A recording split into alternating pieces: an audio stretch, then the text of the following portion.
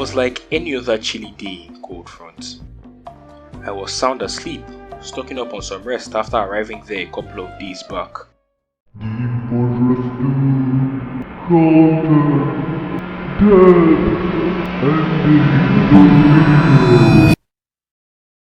After, well, whatever that dream was, I really don't know.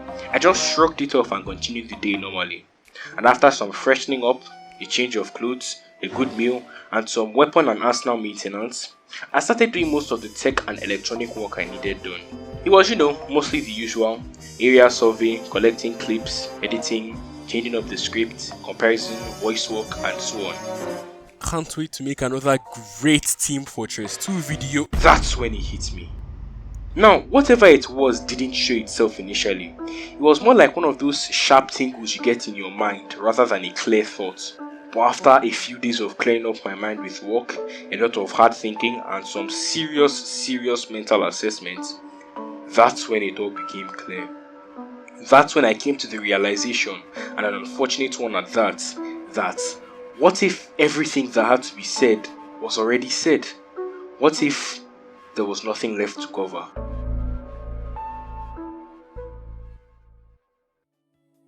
Team Fortress 2 is a game that's been around for over 14 years now, since its release in 2007. And with anything, whether it be a game, musical artist, car, or event, there's always going to be an aspect of media coverage that goes along with it, and Team Fortress 2 is no exception. Ever since its debut, the game has only gotten more and more popular as the years went by, with amazing content creators, aka TF2 bars, rising and either falling or staying. The game always garnered in people to say something about it. But as of now in 2022, the game's content scene is a lot different than it was 5 or 10 years ago, and not in a good way. So join me as we take a trip down memory lane to find out what exactly happened and just how the scene is like today.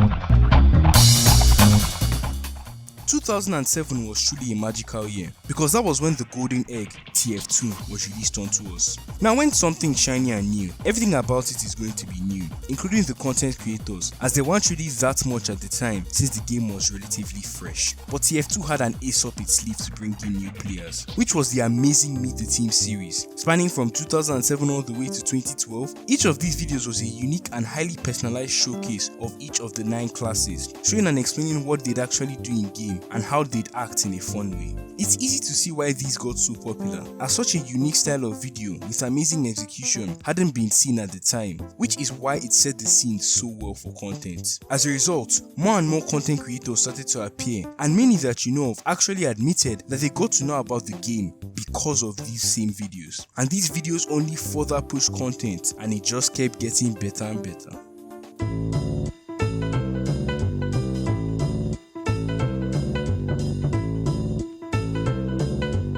This is the time when I think TF2 content hit its peak, because this was when there were some really great videos being made, and there was always something to talk about in the game, whether it be a new weapon, a new map, a new mechanic, or a new event, because there was always a new update. Keep in mind, this word update is going to be very important around the corner.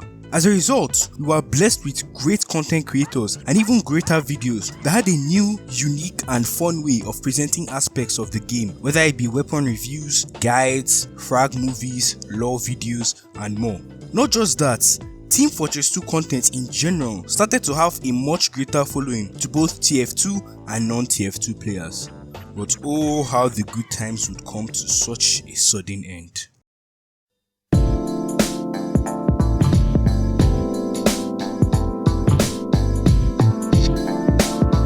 Now, remember when I said updates would be very important? Yeah, they were. Because in 2017, Jungle Inferno would be the last major update that would be implemented. And you can tell that over the years, Valve just didn't care that much about the game anymore. I wonder why that is.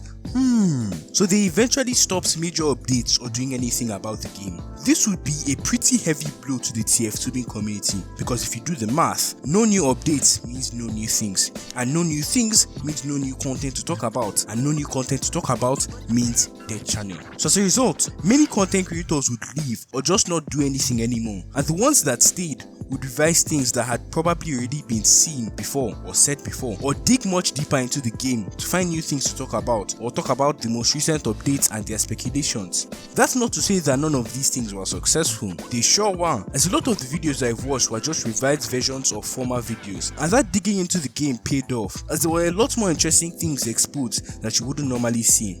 But over the next few years from 2018 onwards, that shine would not keep shining. And here we are, 2023. Definitely not the best years for TF2 content in a long time. The entire content scene in general is just someone making a very interesting and captivating video on something that's already been done or said before. Or when something different is made, maybe even unique, everyone else hops on the bandwagon of that idea, making it drier than the Sahara Desert. As a result, stuff like weapon reviews, balance changes, and anything in the actual game had been fleshed out more than a piece of meat you'd find in the dumpster. And even stuff outside the game, like lore, trivia, and more, were pretty much said and done. Anything else that's done in a different style or form of editing can be captivating to a degree, but you really can't shift that much from something already established. And I'm sorry, I don't want to watch the 50th Suda Popper video in a row for the past 1 hour. And believe you me, a lot of people wanted to jump off TF2 and do some other content that they liked, but I like to use TF2 content in the context of a car with failing brakes. You start driving, enjoying the scene, soaking up the road, which is the views and traction, and everything about it. But when you see something you don't like, or you want to try and go off to the other lane, which is variety content,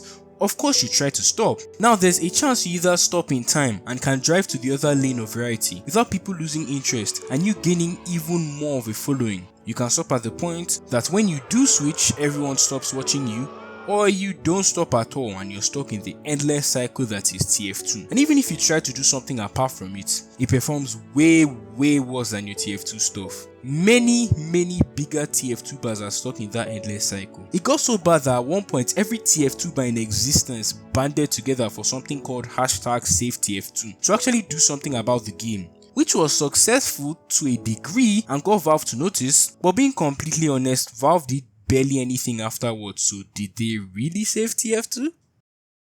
That's not to say that the skies are all bleak though. There is a very thin silver lining, which is the few TF2bers who are really working hard to bring out creative stuff and videos that are actually interesting. But they often have such little subscribers and such a small following that they get overshadowed by the copy and paste big YouTuber John Foyo, Technical Martin, Manco.trade.com, Team Fortress 2. Oh, I love Team Fortress 2, who's done the same thing for the past 20 times in a row cause he thinks he can't do anything else and just loves TF2 cause he wants that big green. Wow. There's also still the very vibrant scene of memes and animation, and just because the game itself is getting pretty bland doesn't mean everything else is, because Valve gave us a pretty good program called Source Filmmaker, a program that was used to make all the Meet the Team videos and some other stuff too, which could let you download anything from the workshop and was released to the general public, and you can imagine how that went. Oh my god, Heavy from TF2? What? Playing Fortnite with Doku from anime? No way.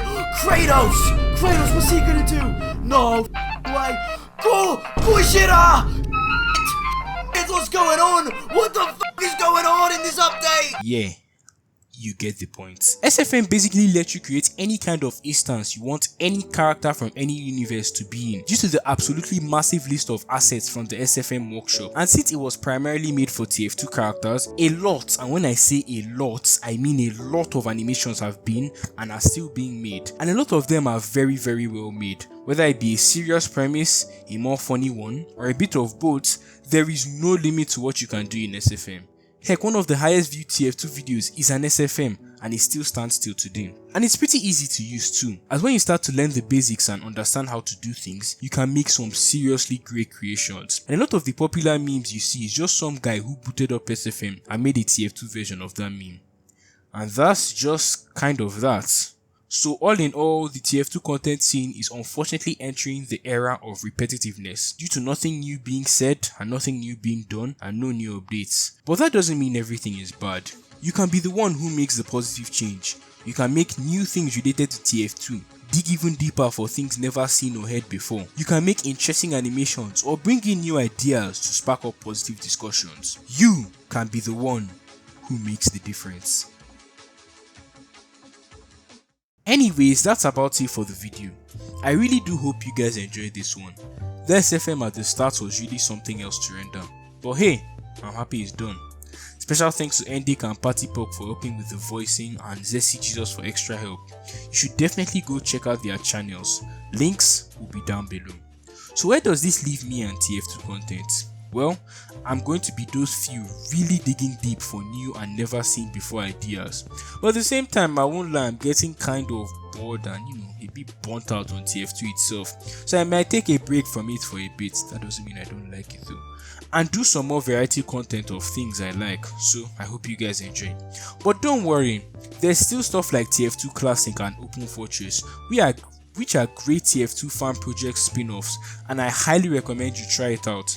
And I think I might make videos on those in the near future, and I might come back to TF2 hopefully in the next 20 years when Valve updates it. Anyways, this is Red Dynamite blowing off. Be sure to like, subscribe and share with your friends, and I will see you guys later. Bye bye.